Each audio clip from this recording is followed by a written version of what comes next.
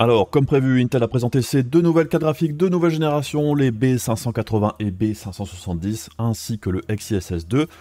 On a donc les specs, les perfs attendus et les prix. Intel vise ici clairement l'entrée de gamme, qui est fortement délaissée par AMD et Nvidia depuis quelques temps. Est-ce qu'Intel sera ici suffisamment intéressant pour grignoter des parts de marché? Allons voir ses premiers éléments de réponse, c'est parti.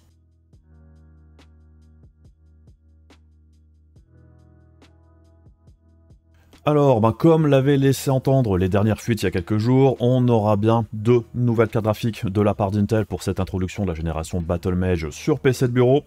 Les deux références sont basées sur la même puce, le BGM G21. La B580 utilise la puce complète et la B570, c'est une version castrée de la B580 à plusieurs niveaux.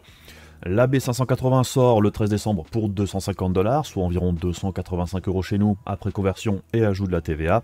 La B570 arrivera un petit peu plus d'un mois plus tard pour le 16 janvier 2025 pour un tarif de 220$, soit environ 250 € chez nous. Alors Intel avait déjà présenté cette nouvelle architecture Exciteux lors du lancement de Lunar Lake pour les PC portables, et pour ce lancement sur PC de bureau, on retrouve les mêmes améliorations au niveau de l'architecture en général, à savoir un meilleur dispatchage des tâches au sein du GPU, le poids des drivers est moins important qu'auparavant, et grosso modo, la puissance disponible est maintenant mieux exploitée que sur Alchemist, la première génération de cartes, qui clairement avait des soucis d'efficacité, puisque pour rappel, la 770 au niveau des specs, taille de puce et compagnie, c'était équipé pour aller concurrencer les RTX 3070 ou 6700 XT, alors que même lors de mes derniers tests sur une soixantaine de jeux dernièrement, elle finit toujours derrière la RTX 3060 à l'heure actuelle. Donc clairement, il y avait de la marge d'amélioration à ce niveau-là, et Intel semble avoir pas mal amélioré les choses ici, ce qui devrait permettre à cette A580 d'être plus performante que la 770, tout en utilisant moins de Hexicore et un bus mémoire plus petit. Intel annonce ici 70% de performance en plus par Hexicore et 50% d'amélioration au niveau du perf par watt, aidé aussi par un process de fabrication plus avancé que pour la première génération, puisqu'Intel a utilisé ici le 5N de chez TSMC au lieu du 6N pour Alchemist. Et comme le montre le graphique qu'on voit ici, il y a de sacrées améliorations au niveau de l'efficacité vis-à-vis de l'ancienne génération, même si toutes les parties du GPU ne progressent pas de la même manière, c'est pas uniforme bien évidemment. Au niveau du ray tracing, alors on nous annonce pas mal d'améliorations ici, d'ailleurs Intel s'en sortait déjà plutôt pas mal sur sa première génération. L'approche est plus similaire au global à celle d'Nvidia que d'AMD pour le ray tracing, du moins jusqu'ici, puisqu'on attend de voir aussi comment RDNA 4 va faire évoluer les choses pour AMD aussi. Mais c'est vrai qu'ici, pour le moment, l'approche GPU en général, que ce soit le ray tracing ou d'autres trucs, c'est plus similaire à l'approche d'Nvidia que d'AMD. Pour le ray tracing, c'est le cas aussi. Intel annonce également un remaniement de ses Vector Engine et des XMX Core, grosso modo les Tensor Core d'Intel, pour les calculs IA et aussi pour le XeSS, puisque celui-ci fonctionne en grande partie de la même manière que le DLSS également. Et donc au final, la puce BMG G21 pour la B580 contient donc 5 render slices pour un total de 20 Hexicore et RT-Core. Pour la B570, ce sera toujours 5 slices, mais 18 Hexicore et 18 RT-Core. 160 XMX pour la B580, 144 pour la B570, des fréquences GPU de 2670 MHz pour la B580 et 2500 pour la B570, là aussi c'est en hausse vis-à-vis de l'ancienne génération. 12 Go de VRAM sur bus 192 bits pour la B580 et 10 Go sur bus 160 bits pour la B570. Alors là par contre, on est sur une bande passante inférieure à ce que proposait l'ancienne génération, qui était sur un bus 256 bits avec 512 gigabits par seconde au niveau de la bande passante. Ici, même si Intel a utilisé de la GDDR6 plus rapide, ça ne permettra pas de combler l'écart, puisque la B580 va topper à 456 gigabits seconde et la B570 à 380. Et niveau consommation, un seul connecteur 8 pins, 190 watts de conso pour la B580, et 150 pour la B570. On est sur un connecteur PCI Express 4.0 et pas 5.0 comme le laissaient entendre les fuites, par contre on est bien sur 8 lignes PCI Express uniquement. On retrouve également l'encodeur d'Intel qui prend en charge les V1, le H265, le VP9 et compagnie, et au niveau des sorties vidéo, on a du DisplayPort 2.1 et du HDMI 2.1 également. Par contre, important de rappeler aussi que tout comme pour la première génération de Arc, Intel indique que pour Battlemage, pour avoir des performances optimales, il faudra toujours avoir une carte mère et un processeur supportant le resizable bar. Pareil, 8 lignes PCI Express 4.0, ça veut aussi dire qu'il vaut mieux avoir, une plateforme plutôt récente pour exploiter les cartes graphiques d'Intel correctement. Donc c'est un petit peu la même faiblesse à ce niveau-là que la génération précédente, à savoir que si vous avez vraiment une ancienne config, ben, ce ne sera pas vers les cartes d'Intel qu'il faudra se tourner pour avoir les meilleures performances possibles. Si vous êtes en PCI Express 3.0 voire même 2.0, à ce niveau-là, hein, je pense qu'il faut toujours mieux se diriger vers une RTX 3060 ou une 6700 XT par exemple. Pour le lancement, Intel propose un modèle limité d'édition qu'on peut voir ici au milieu, tout comme pour la première génération en fait, avec un design qui évolue légèrement, mais on reste un petit peu dans les mêmes lignes je dirais. Personnellement j'aime bien, j'aimais beaucoup déjà le design des premières générations de Arc d'Intel. Bon là ça suit un petit peu la même chose, il manque un petit peu le liseré RGB, ce genre de truc, il n'y a plus les ventilos RGB non plus ici. Mais bon, je trouve que le style est plutôt sympathique. Et on retrouve également des partenaires ici pour Intel qui proposeront donc des modèles custom. On retrouve ici aussi Acer, ASRock, Sparkle et Gunnir qui étaient déjà là sur la génération précédente. Maxon et Onyx par contre, j'en avais pas entendu parler jusqu'ici pour Arc, mais peut-être qu'ils étaient déjà présents auparavant aussi. Donc oui, je dirais qu'au niveau des AIB classiques, il manque les gros noms habituels comme Asus, Gigabyte et MSI. Mais je dirais qu'au moins pour cette deuxième génération, il y a un petit peu plus de partenaires que la dernière fois pour le lancement, puisque bon, Acer, ASRock, Sparkle et Gunnir, ils étaient là, mais ils étaient arrivés un petit peu après. Et c'est vrai que dans un premier temps, on avait surtout retrouvé les modèles limited edition d'Intel sur le marché, ça a aussi longtemps été les moins chers. Les cartes des partenaires ont eu un petit peu plus de mal à s'imposer. On espère qu'ici, ce sera un petit peu plus compétitif d'emblée. Mais allons voir maintenant ce qu'Intel nous indique au niveau des performances attendues pour ces nouvelles cartes. Alors, attention quand même, au niveau des chiffres qui sont en provenance du fabricant, c'est toujours ce qui va présenter le produit, je dirais, sous son meilleur jour. On attendra d'avoir confirmation des chiffres qui sont présentés ici, et aussi de voir, je dirais, tout ce qui est détail qu'on n'a pas ici. La compatibilité avec les jeux plus anciens, est-ce que les performances sont stables, ce genre de trucs. Ça, on pourra le voir qu'une fois les tests sortis, et on ira bien évidemment observer tout ça une fois que j'aurai une de ces cartes sous la main, une fois qu'elles seront sorties. Alors Intel a choisi ici de comparer à la 750 de la génération précédente. Intel indique 24% d'amélioration en 1440p Ultra. Alors déjà, le choix du 1440p pour moi, c'est pas hyper pertinent, ce sont des cartes qui sont plus taillées à mon avis pour le 1080p, et on voit d'ailleurs que pour pas mal de chiffres ici, Intel utilise le XeSS pour aller chercher les 60 fps de moyenne, donc les chiffres ne veulent pas dire grand chose pour moi ici.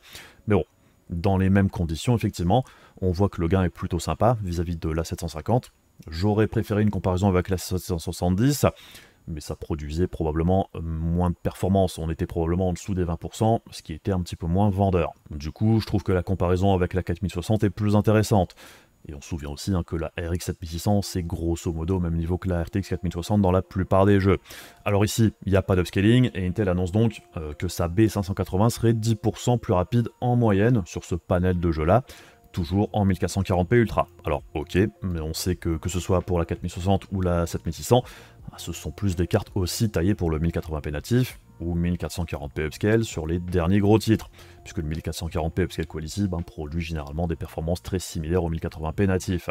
Alors apparemment les plus gros gains pour Intel vis-à-vis de la 4060 ce serait sur Cyberpunk avec 43% de perf en plus, ce qui est quand même beaucoup, c'est un joli score d'ailleurs, et on aurait aussi Resident Evil 4 et Strange Brigade avec 30% de performance en plus ici. Par contre à l'inverse, on voit que pour Robocop, Gears 5, League of Legends, Dota 2 et CS2, on est en dessous de la 4060. D'ailleurs, si j'avais un reproche à faire au panel de test qui est utilisé ici, c'est qu'il n'y a que deux titres, Unreal Engine 5 avec Robocop Rock City et Fortnite, à moins que j'en oublie un, et c'est vrai que lors de mes derniers tests, on avait vu que sur pas mal de titres Unreal Engine 5 récents, Arc était pas franchement à la fête, donc c'est quand même surprenant qu'il n'y ait pas plus de jeux Unreal Engine 5, puisque c'est quand même un des moteurs les plus utilisés.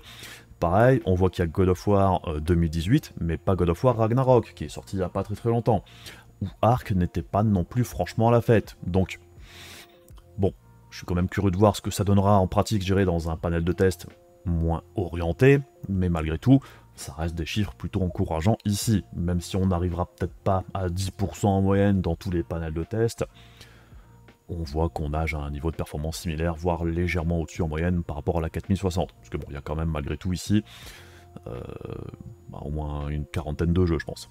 Intel a aussi fait une comparaison avec la RX 7600 et la 4060 au niveau du performance par dollar, avec les prix au tarif MSRP, ce qui n'est pas franchement très parlant, puisque bon, que ce soit la 4060 ou la RX 7600, on trouve ces cartes-là à des prix plus bas que leur tarif de sortie, très régulièrement, c'est vrai qu'en ce moment, par exemple chez nous, la 4060 on la voit très souvent aux alentours des 280 €, la 7600 on la voit aux alentours des 260-270 aussi, donc on est très clairement en dessous des tarifs qui sont présentés ici, et je pense qu'aux États-Unis c'est pareil. Donc bref, en ce qui concerne les nouvelles cartes ici, ça paraît plutôt sympathique dans l'ensemble, et je suis quand même très curieux de pouvoir tester ça. Mais comme on vient de le voir, il y a quand même plusieurs petites zones d'ombre au niveau des performances à observer en pratique, mais clairement, cette nouvelle génération me paraît au premier abord ici quand même plus aboutie que la précédente. Encore heureux, on va dire. Le tarif est passable, je dirais, mais un petit peu comme la dernière fois, ça arrive quand même très tard, puisque oui, la B580 paraît compétitive avec les 4060 et 7600, mais ce sont des cartes qui sont sorties il y a 1 an et demi. Elles sont plus ou moins au même niveau de prix maintenant que la B580 quand elle va sortir. Certes, elles ont que 8 Go de VRAM, là où la B580 en a 12, mais même si les drivers Intel ont beaucoup progressé et qu'Intel indique encore faire évoluer ces drivers, on en reparlera après, ça reste quand même pour moi un petit peu trop proche des tarifs des concurrents, malgré les 12 Go de VRAM et les quelques pourcents de perf en plus, en moyenne. Puisqu'AMD et Nvidia proposent malgré tout, je dirais, des drivers plus matures, avec probablement moins de problèmes, et sur la compatibilité avec les jeux plus anciens et tout ça aussi. Et surtout, qu'en sera-t-il dans quelques années? On n'a pas de gros doute qu'Nvidia et AMD continuent de produire des drivers dans 4-5 ans, mais est-ce que ce sera le cas pour Intel, pour les cartes graphiques de PC de bureau? On n'en sait rien.